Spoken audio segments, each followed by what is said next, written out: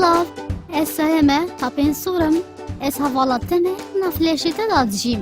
Lêkî ve navxwînê da ew madê sor kul dema birîndarbanê da tê te dîtin, ez bitinînim.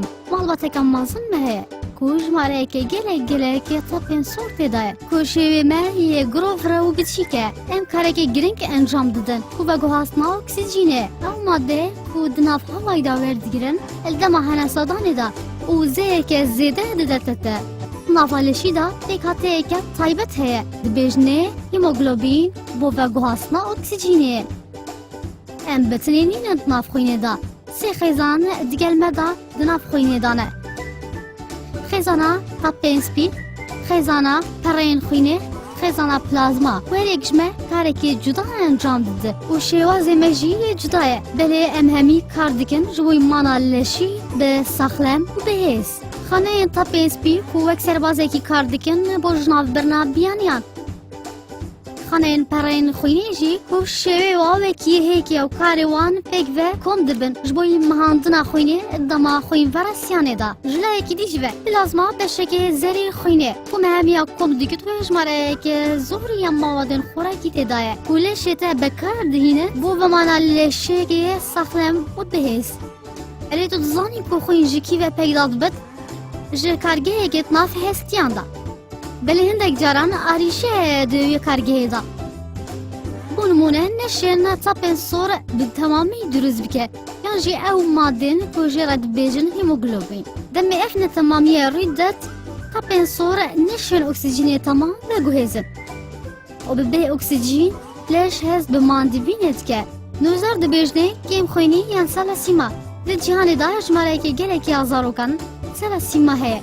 Eger te selasîmiya hebû, evî demî tapên sor yên xwînê lawaz dibin û pêtivî bi harîkariyê heye. Ku ji layê nojdaran ve baştirîn çareserî dana tapên sor yên nû yên bihêz. Ev jî dibêjne xwîn veguhastin. Xwîn veguhastin jî rûy dide bi sedema derziyekê ku ji layê birînpêçan yan pizîşkan ve tê de danan ku bi kîskê xwînê ve tê te girêdan û tapên nû û yê bihêsiyê tê da. Belê cihê daxê ya tapên sor jî bo demekê zêde namînin û bi mawayekê kêm ji nav diçin û careka dî leş hest bi bihêziyê dike.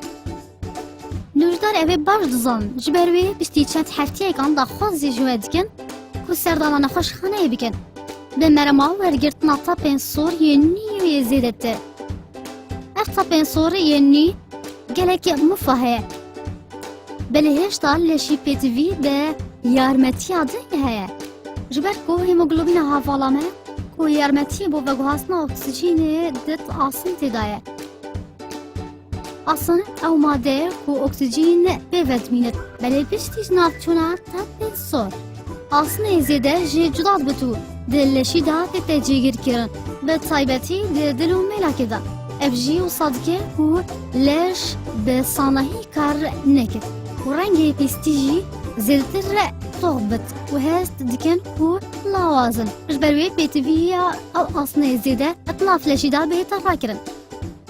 Ejmareke gelek çareseriyan heye bo rakirina wî astînê. Wekî ew derzî û bambî yan pirêka wergirtina dermanan ku dişin asînê zêde derixîne ji derveyî leşî.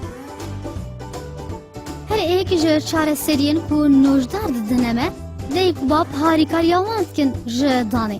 Heta wî demî ku tu bi xwe mezin dibî û dişê bêkar bînî. Ji mereyeka gelek zarokan selasîmiya heye wekî te. Piştî ku te hemî tiştek zanî derbarê tapên sor û selasîmiyayê, tu dişê wan zaniyariyên xwe veguhêzî bo havalên xwe ku selasîmiya heye. Yan ew havalên hez dikin ku zaniyarî li ser nexweşiyê hebin.